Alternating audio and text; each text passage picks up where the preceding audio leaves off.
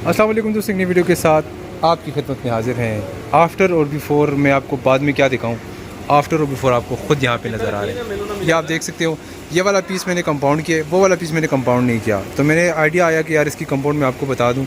ग्लासो compound है, मैं आपको कितनी बार कह चुका हूँ कि ये प्रोडक्ट केमिकल गाइस से बहुत बेहतर है, सस्ता भी है और ये जर्मनी का इंपोर्ट है। ठीक है, सबसे पहले आपको मैं बताता चलूँ, इसके डिस्क्रिप्शन में कुछ हिदायत है। वो ये कि अगर आपकी गाड़ी प्रॉपर ड्राई ना हो तो आप उसके पॉट्स के ऊपर ये वाली चीज़ अप्लाई नहीं कर सकते। हॉटविक्स मेरे पास मौजूद है जो पाकिस्तानी मार्केट में आपको तकरीबन कोई 2000 रुपये के रॉन अबाउट आपको मिल जाएगा। सबसे पहले ये भी मैंने जो डबल टेप लगाया, ठीक है, यहाँ वाला पीस कंपाउंड करूँगा, ये वाला पीस कंपाउंड नहीं करूँगा, तो ये वाले पीस बिल्कुल इसी तरह आ जाएगा। ठीक है, तो कंडीशन बिल्कुल सेम हो जाएगी। तो कैसे करते हैं सारा सब कुछ आपको वीडियो में बताता हूँ, वीडियो को बिल्कुल भी स्किप ना करें।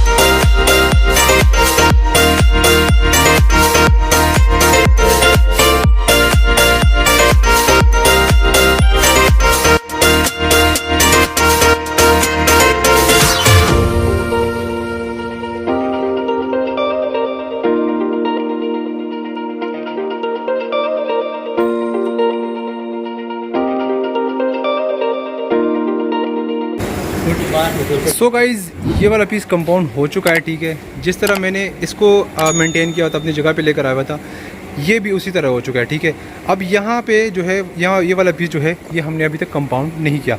अब इसके ऊपर वो वैक्स अप्लाई करते हैं, वैक्स रिमूव करते हैं और उसके बाद टैप को भी रिमूव करेंगे। तो आफ्टर बिफोर आपने पहले भी देख लिया, अभी भी आप देख लेंगे। ठीक है,